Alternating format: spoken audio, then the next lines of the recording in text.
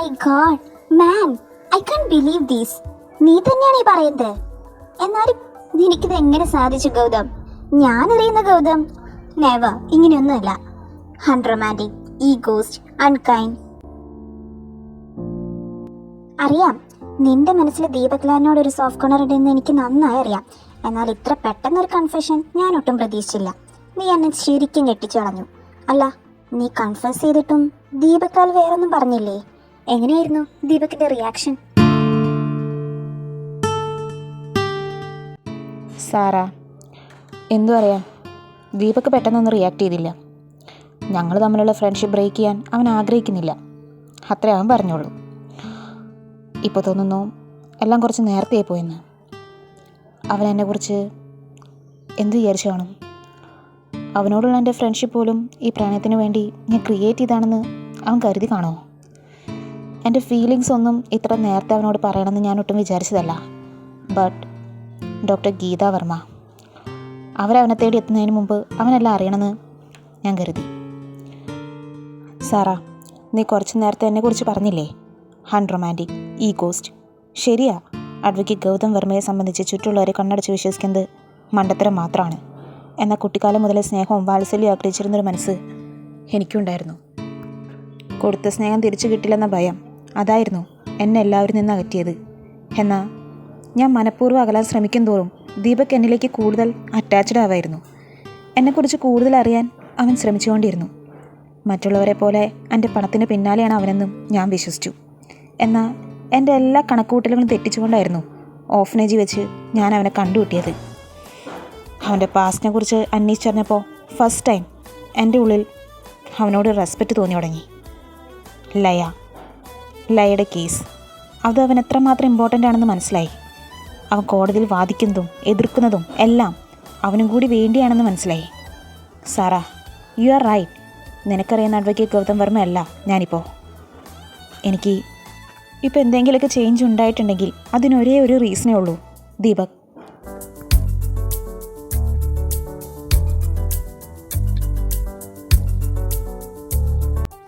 Advocate Gautham Varma മനസ്സ് complete ആയ ദീപകിന് വേണ്ടി ഡെഡിക്കേറ്റ് ചെയ്തിരിക്കുകയാണെന്ന് അറിയാം. എങ്കിലും ലയയുടെ കേസ് വിസ്താരത്തിന് ഇനി ഒരു 1 വീക്കും കൂടി ടൈമുള്ളൂ. കോർട്ടിൽ ആര് ജയിക്കുമെന്ന ക്യൂരിയോസിറ്റി, അതിലാണിപ്പോൾ ഞാൻ. എതിർഭാഗം വക്കീൽ നിനക്ക് പ്രിയപ്പെട്ടവനാണെന്ന പരിഗണനയിൽ കേസ് നീ ഫെയിലായ ആ തോൽവി നിനക്ക് എങ്ങനെ ഫേസ് ചെയ്യാൻ പറ്റും ഗൗതം? സാറാ, പ്രൊഫഷൻ വേറെ, പേഴ്സണൽ ലൈഫ് വേറെ, രണ്ടും കൂടി മിക്സായ അതൊരു ഡിസാസ്റ്റർ ആയിരിക്കും. തോൽവി അതെനിക്ക് ഒരിക്കലും അംഗീകരിക്കാൻ പറ്റില്ല സാറാ. അതിപ്പോൾ എനിക്ക് എത്ര വേണ്ടപ്പെട്ടവനാണെങ്കിൽ പോലും എനിക്ക് അംഗീകരിക്കാൻ പറ്റില്ല. അങ്ങനെ തോറ്റുപോയാൽ പിന്നെ ആ പ്രൊഫഷനിൽ ഞാൻ കണ്ടിന്യൂ ചെയ്യുന്നതിൽ ഒരർത്ഥവുമില്ല. ദീപകിൻ്റെ പാസ്റ്റ് ലൈഫ് എക്സ്പീരിയൻസ് ഒരിക്കലും വീണ്ടും ഒരു റിസ്ക് എടുക്കാൻ അവൻ അനുവദിക്കില്ല, അതും അവൻ്റെ ജീവിതം വെച്ച്. പക്ഷേ മനസ്സിൽ തോന്നിയ ആഗ്രഹങ്ങളെല്ലാം നേടിയെടുത്ത അഡ്വക്കേറ്റ് ഗൗതം വർമ്മയ്ക്ക് ശീലം.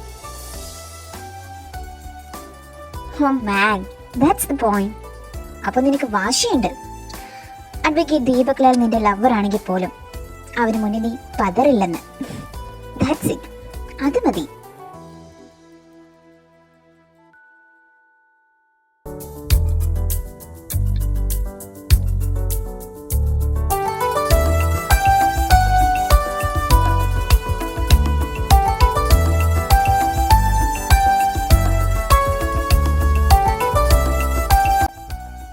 You know what? I think I have a feeling you have changed a lot. Deepak, you are right. എൻ്റെ ലൈഫിൽ ഞാൻ എപ്പോഴും ഒരു ലിമിറ്റ് വയ്ക്കാറുണ്ട്, എന്തിനും. ആരെങ്കിലും ആ ലിമിറ്റ് കടന്ന് എന്നോട് കൂടുതൽ അറ്റാച്ച്ഡ് ആയിട്ടുണ്ടെങ്കിൽ അതിനൊരർത്ഥമേ ഉള്ളൂ, അവരെനിക്ക് അത്ര പ്രിയപ്പെട്ടവരാണെന്ന്.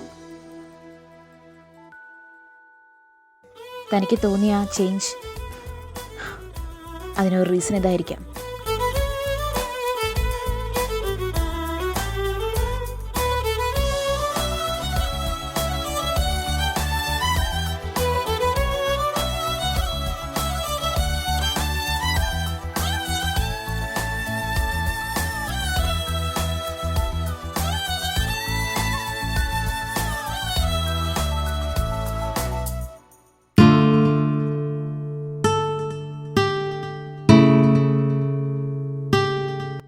ഏട്ടാ ഏട്ടാ, ഇത് എന്ത് പറ്റി? ഏട്ടന്റെ ഫോണിന് എന്താ പറ്റിയേ? സൈലന്റ് ആണോ? അപ്പോ എന്താ കാര്യം? നീ നീ എന്തിനിങ്ങനെ ഓളിടുന്നേ? ആ best.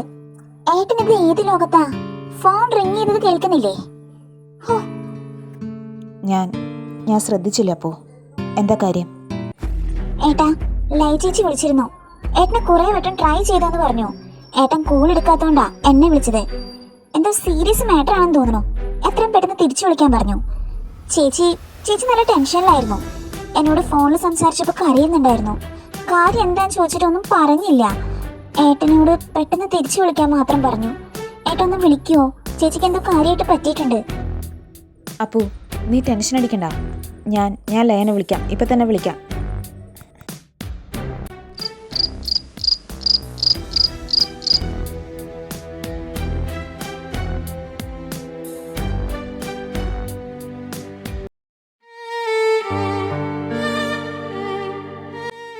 Oh my god, Laya, what happen?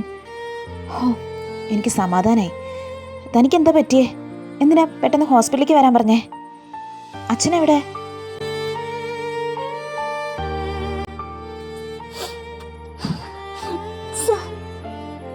എല്ലാം കഴിഞ്ഞു. അറിയണില്ല. എന്റെ അച്ഛൻ മരിച്ചുപോയി. ഞാൻ എന്ത് ചെയ്യണ്ടേ? എനിക്കൊന്നും അറിയുന്നില്ല. എന്തേലും പറഞ്ഞു തരൂ. ലയ, താൻ എന്തൊക്കെയാ പറയുന്നേ? അച്ഛൻ എന്ത് പറ്റിയെന്നാ? അറിയില്ല, എനിക്കറിയില്ല. അച്ഛൻ വിഷം കുടിച്ചെന്നൊക്കെ ഇവര് പറയുന്നേ. ഞാൻ വീട്ടിലെത്തിയപ്പോ അബോധാവസ്ഥ കിടക്കുന്ന അച്ഛനെ കണ്ട്. എന്നാ എനിക്ക് എന്റെ അച്ഛനെ രക്ഷിക്കാൻ പറ്റിയില്ല. ഇനി ഞാൻ ആർക്ക് വേണ്ടിയാ ജീവിക്കുന്നേ?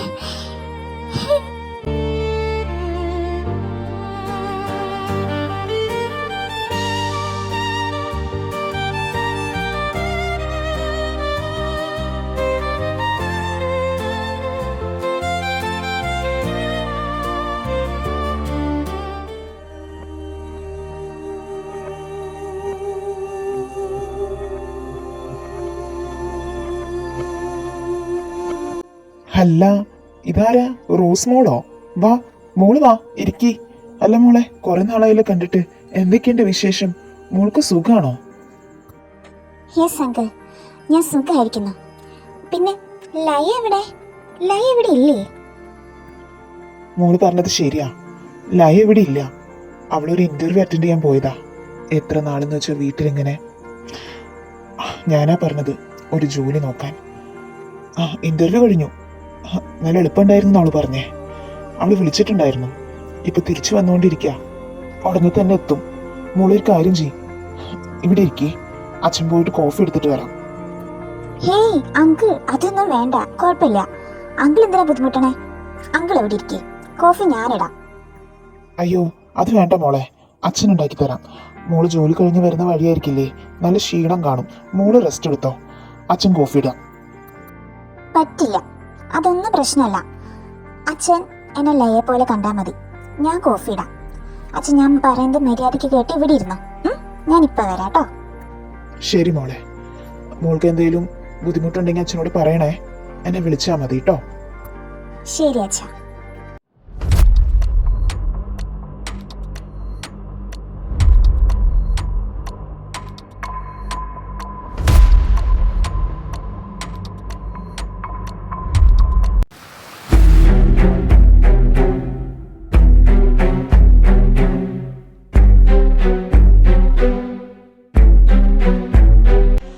വിസ്താരത്തിന് കൃത്യം 2 ദിവസം മുമ്പ് ലയയുടെ അച്ഛൻ്റെ മരണം. എന്തൊക്കെയോ ദുരൂഹതകളുള്ളതുപോലെ തോന്നുന്നു. കേസിൻ്റെ ഫൈനൽ ഹിയറിംഗ് എക്സ്റ്റെൻഡ് ചെയ്യാൻ അഡ്വക്കേറ്റ് ദീപക് ലാലിൻ്റെ സ്പെഷ്യൽ റിക്വസ്റ്റ് ഉണ്ട്. നിനക്ക് ഓക്കെ ആണെങ്കിൽ പേപ്പേഴ്സ് സൈൻ ഇടാം. അതർവൈസ് നിൻ്റെ ഒപ്പീനിയൻ ജഡ്ജിനെ അറിയിക്കണം. അച്ഛൻ്റെ മരണശേഷം ലയ വളരെ ഡിപ്രഷൻ മൂഡിലാണെന്നാണ് അഡ്വക്കേറ്റ് ദീപക് ലാലിൻ്റെ വിശദീകരണം. അതുകൊണ്ട് തന്നെ കേസിൻ്റെ വിസ്താരം മിനിമം 1 മന്തെങ്കിലും എക്സ്റ്റെൻഡ് ചെയ്യണമെന്നാണ് ഇൻറ്റിമേഷൻ ലെറ്ററിൽ മെൻഷൻ ചെയ്തിരിക്കുന്നത്. ഇനി ഈ കേസുമായി ലയ മുന്നോട്ട് പോകുമെന്ന് പേഴ്സണലി എനിക്ക് തോന്നുന്നില്ല. അഡ്വക്കേറ്റ് ദീപക് ലാലിൻ്റെ പ്രഷർ കൊണ്ടാവണം ഈ കേസ് ഇതുവരെ ക്യാൻസലായി പോകാത്തത്. ഈ കേസിൽ നിന്ന് ലയ പിന്മാറിയ Gautham without any struggle you are win man. അല്ല, ഇത്രയൊക്കെ പറഞ്ഞിട്ട് നീ ഇത് ഏത് ലോകത്താ ഈ ചിന്തിച്ചിരിക്കുന്നേ? അല്ല ഗൗതം, നിങ്ങൾ രണ്ടുപേരും എന്തെങ്കിലും സൗന്ദര്യപ്പിണക്കത്തിലാണോ? അല്ല, ഞാൻ ഉദ്ദേശിച്ചത് നീയും അഡ്വക്കേറ്റ് ദീപക് ലാലും തമ്മിലേ. ഞാൻ പൊട്ടനൊന്നുമല്ല, ഞാനെല്ലാം ശ്രദ്ധിക്കുന്നുണ്ട്. സ്വന്തം ക്ലയൻസിനെ വെയിറ്റ് ചെയ്യിപ്പിച്ച് അഡ്വക്കേറ്റ് ദീപക് ലാലിൻ്റെ വാദം കാണാൻ കോർട്ടിൽ ഒരു ദിവസം ഫുള്ള് വെറുതെ സ്പെൻഡ് ചെയ്തവനാ നീ. ഇപ്പോൾ പരസ്പരം കണ്ട രണ്ടാളും മുഖം തിരിച്ചു പോകുന്നു. 2 പേർക്കിടയിൽ കാര്യമായിട്ട് എന്തൊക്കെയോ സംഭവിച്ചിട്ടുണ്ടെന്ന് മനസ്സിലായി. കുറച്ച് ദിവസങ്ങളായി ഒരുമിച്ചുള്ള ലഞ്ചും മിസ്സിങ് ആണ്. എന്തു പറ്റി രവി? നിർത്തി. നിനക്ക് താല്പര്യമില്ലെങ്കിൽ അതിനെക്കുറിച്ച് നമുക്ക് പിന്നെ സംസാരിക്കണ്ട. നമുക്ക് തിരിച്ച് ഈ കേസിലേക്ക് വരാം. എന്താ ചെയ്യണ്ടേ? നീ ലെറ്ററിൽ സൈൻ ഇടുന്നോ അതോ നിനക്ക് എന്തെങ്കിലും ഒബ്ജക്ഷൻ ഉണ്ടെന്ന് ജഡ്ജിനെ അറിയിക്കുന്നോ? രവി, ലയയുടെ അച്ഛൻ്റെ മരണം ഒരു സ്യൂസൈഡ് അല്ലെന്ന് എനിക്ക് തോന്നുന്നുണ്ട്. അതൊരു കൊലപാതകമാണ്. യെസ്, അദ്ദേഹത്തിന് ആത്മഹത്യ ചെയ്യണമെങ്കിൽ അത് മുമ്പ് തന്നെ ആവായിരുന്നു. എന്തുകൊണ്ട് കേസിൻ്റെ ഫൈനൽ ഹിയറിംഗ് വരെ വെയിറ്റ് ചെയ്തു? ഇതൊരു സ്യൂസൈഡ് അല്ലെന്ന് ഉറപ്പാണ്. നീ എന്തൊക്കെയാ പറയുന്നേ? നീ FIR റിപ്പോർട്ട് കണ്ടോ? അത് വായിച്ചു നോക്കിയോ? എന്നാൽ ഞാൻ കണ്ടു, വായിച്ചു. അദ്ദേഹത്തിനെ എന്താ വിഷം കലർന്ന ഭക്ഷണപദാർത്ഥം അദ്ദേഹത്തിൻ്റെ ഉള്ളിൽ ചെന്നിട്ടാ അദ്ദേഹത്തിൻ്റെ മരണം. അങ്ങനെയാണ് പോസ്റ്റ്മോർട്ടം റിപ്പോർട്ട്. വിഷം കലർന്ന ഭക്ഷണപദാർത്ഥം അത് മനഃപൂർവ്വം കഴിക്കണമെന്നില്ലല്ലോ. ഒരാൾ അറിയാതെ ഒരാളുടെ ഭക്ഷണത്തിൽ പോയിസൺ ചേർത്തതായിക്കൂടെ? അങ്ങനെ ഒരു ചാൻസ് ഇല്ലേ? എടാ, നീ എന്തീ പറഞ്ഞു വരുന്നേ? അല്ല, ഇതിപ്പോൾ ഒരു കൊലപാതകമാണെങ്കിൽ തന്നെ ലയയോടും ലയയുടെ അച്ഛനോടും വിരോധമുള്ള ഒരേ ആളേ ഉള്ളൂ. അതിപ്പോൾ ഇവിടെ എല്ലാവർക്കും അറിയാം, പച്ചവെള്ളം പോലെ സത്യ. അത് അലക്സ്. അവനാണ് ഈ കൊലപാതകത്തിന് പിന്നിലെന്നാണോ? അല്ല, ഇതിപ്പോൾ ഒരു കൊലപാതകമാണെങ്കിൽ തന്നെ അതിന് പിന്നിൽ അവനാണെന്നാണോ നീ പറഞ്ഞു വരുന്നേ? May be.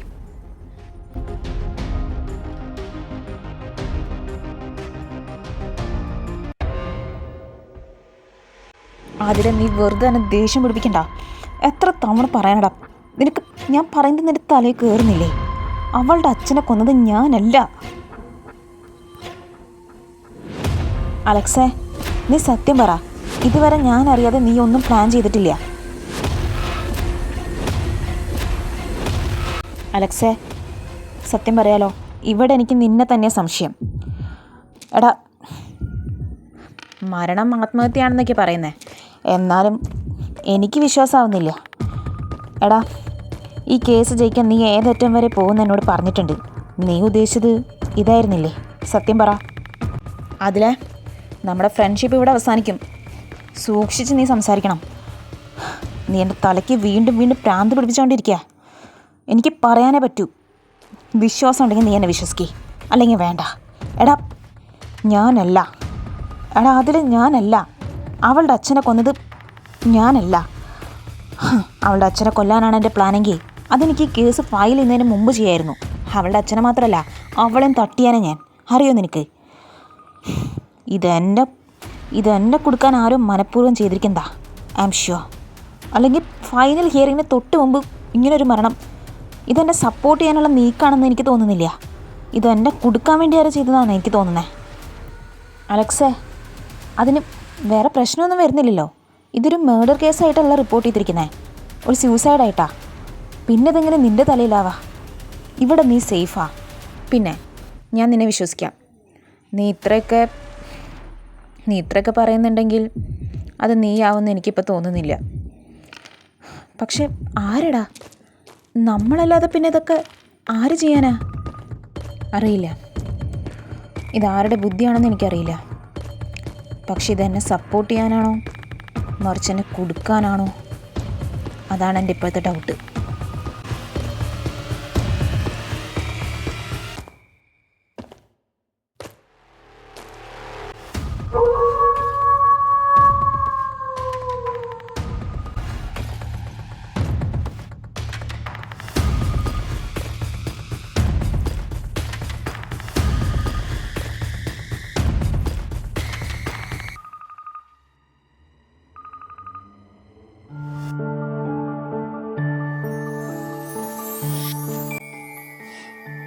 സാഹചര്യം കൊണ്ട് ചെയ്യേണ്ടി വന്നതാ.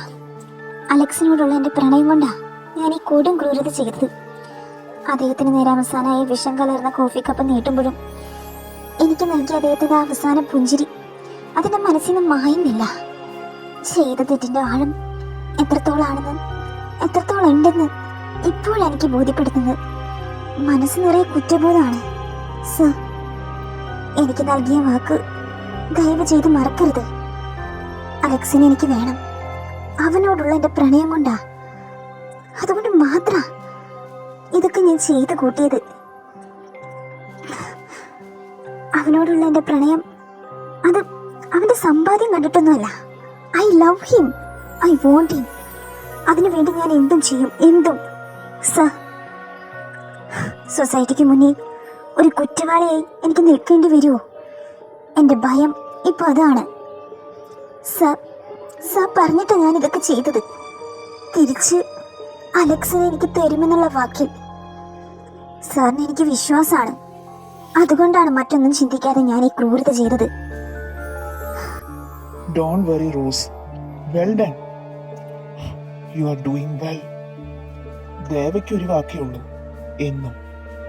അലക്സിന്റെ ഭാവി വധുവായി റോസ് നീ തന്നെ അവൻ്റെ ജീവിതത്തിലേക്ക് വരും.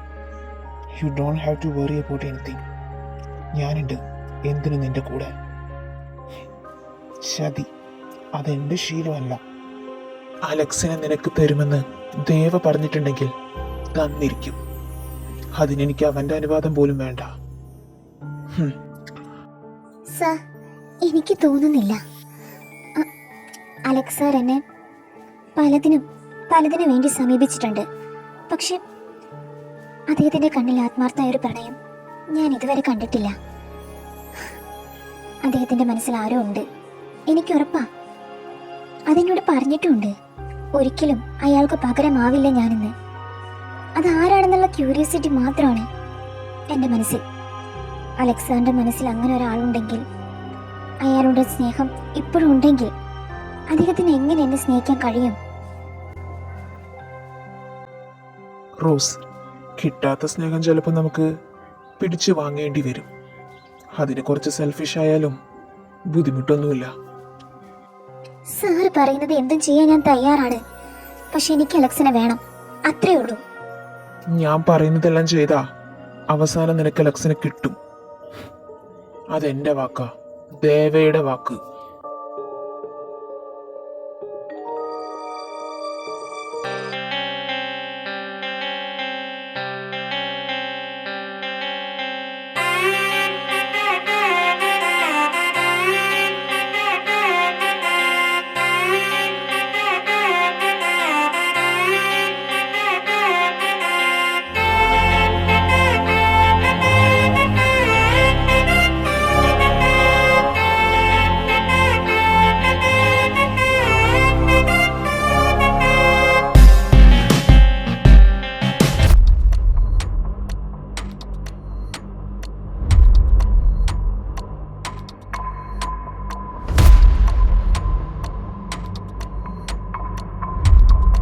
ദീപക് സർ, സാറിനൊരു വിസിറ്റർ ഉണ്ട്.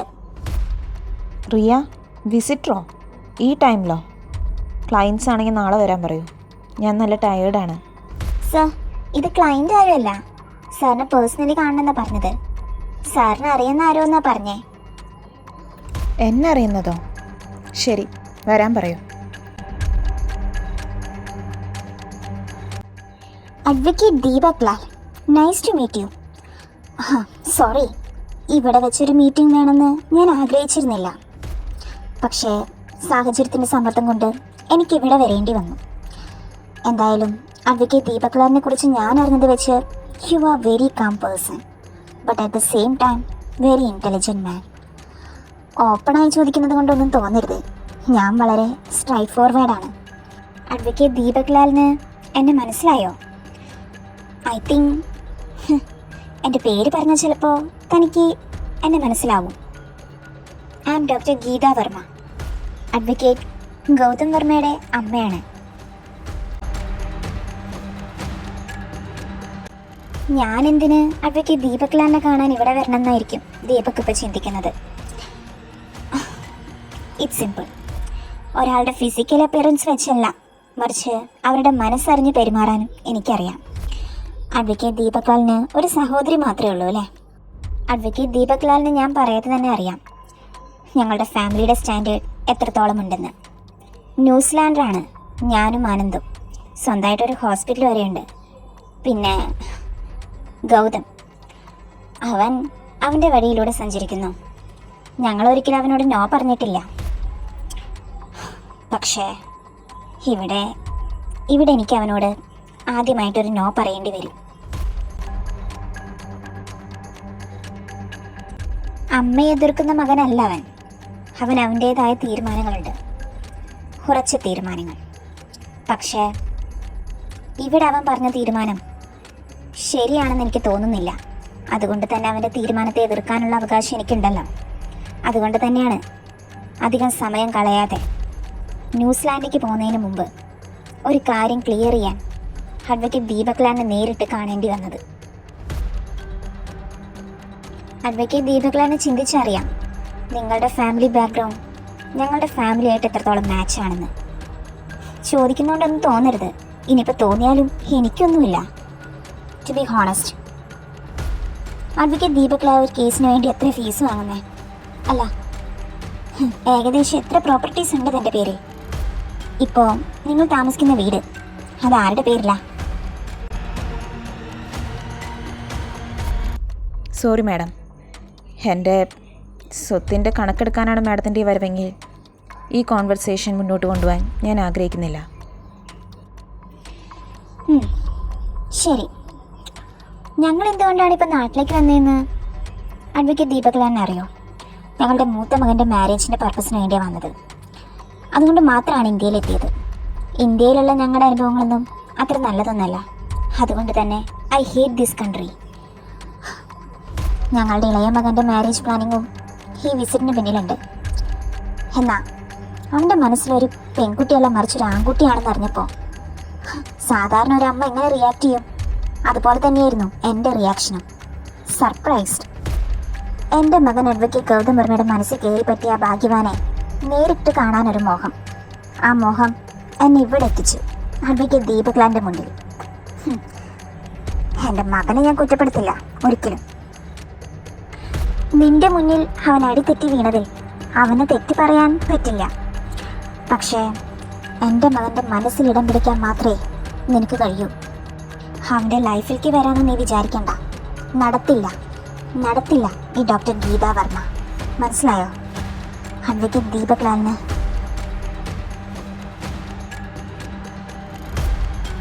എൻ്റെ മകൻ്റെ ജീവിതം എൻ്റെ കൺമുന്നിൽ നശിക്കുന്നത് കാണാൻ എനിക്ക് സാധിക്കില്ല.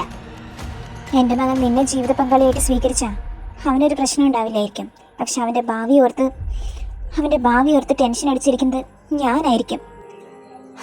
സൊസൈറ്റിയിലെ കളിയാക്കലുകളെല്ലാം പരിഹാസവും പുച്ഛവും ഒക്കെ നേരിടേണ്ടി വരുന്നത് അവൻ്റെ അച്ഛനും അമ്മയായ ഞങ്ങളായിരിക്കും.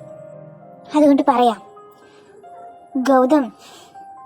ഗൗതമിൻ്റെ മനസ്സിൽ എന്താണെങ്കിലും ശരി, അവൻ്റെ ഈ ഇഷ്ടം ഞങ്ങൾ നടത്തി കൊടുക്കില്ല ഒരിക്കലും. മനസ്സിലായോ? അവനെ നീ മറന്നേക്ക്. അതായിരിക്കും നിനക്കും നിന്റെ സഹോദരിക്കും നല്ലത്. ഇതൊരു ഭീഷണിയൊന്നുമല്ല, നിന്റെ നല്ലതിന് വേണ്ടിയാണ് പറയുന്നത്. മനസ്സിലായി. ബട്ട് മാം, വൺ തിങ്, മക്കളുടെ മനസ്സ് മനസ്സിലാക്കാതെ തീരുമാനങ്ങൾ എടുക്കുന്ന പാരൻസിനെപ്പോഴും തോൽവിയായിരിക്കും പിന്നീട് നേരിടേണ്ടി വരുന്നത്. എൻ്റെ മകനെന്ന് മാഡം ഗൗതമിനെ വിശേഷിപ്പിച്ചതിൽ എനിക്ക് സന്തോഷമുണ്ട്. ദത്തുപുത്രനായിട്ടല്ല മാം അപ്പോൾ ഗൗതമിനെ കാണുന്നതും സ്നേഹിക്കുന്നതെന്നും എനിക്കിപ്പോൾ വ്യക്തമായി കഴിഞ്ഞു. എന്നിട്ട് എന്തുകൊണ്ടാണ് മാഡം ഗൗതം മാമിനെ വെറുക്കുന്നത്? ഗൗതം എൻ്റെ സ്വന്തം മകനല്ലെന്ന് അവൻ നിന്നോട് പറഞ്ഞോ? ഗൗതം പറയാതെ ഞാനൊരിക്കലും അറിയില്ല മാഡം. യെസ്, ഒന്നുകൂടി വ്യക്തമായി പറഞ്ഞാൽ അത് ഞാനറിയാനുള്ള അവകാശമുണ്ടെന്ന് ഗൗതമിന് തോന്നിക്കാണും. പിന്നെ ചിലതൊന്നും പറഞ്ഞ് ബോധ്യപ്പെടുത്തുന്നതിലല്ല മാഡം, പ്രകടിപ്പിച്ച് തന്നെ ബോധ്യപ്പെടുത്തണം. ഒരാളുടെ ജീവിതത്തിലേക്ക് ആര് വരണം വരണ്ട അതൊക്കെ അവരുടെ വ്യക്തിപരമായ തീരുമാനങ്ങളല്ലേ. സ്വന്തം മക്കളായാലും ഒരു പരിധി കഴിഞ്ഞ് ഒരിക്കലും അവരെ നിയന്ത്രിക്കരുത്. ഞാനൊരിക്കലും മാഡത്തിന് ഉപദേശിക്കുന്നതായിട്ട് തോന്നരുത്. എൻ്റെ മനസ്സിൽ തോന്നിയ കാര്യങ്ങൾ ഞാൻ ഷെയർ ചെയ്തെന്നേ ഉള്ളൂ. ഗൗതമിന് എന്നെ ഇഷ്ടമാണ്. ആ ഇഷ്ടം ഗൗതം തന്നെ എന്നോട് ഷെയർ ചെയ്തിട്ടുണ്ട്. എന്നാൽ എൻ്റെ ആൻസർ ഇതുവരെ ഞാൻ അവന് കൊടുത്തിട്ടില്ല. ഒന്നിലും എടുത്തുചാടി ഞാൻ തീരുമാനങ്ങൾ എടുക്കാറില്ല. നന്നായി ചിന്തിച്ചൊരു ആൻസർ അത് കുറച്ച് ലേറ്റായിട്ടായാലും ഞാൻ ഗൗതമിന് കൊടുക്കും.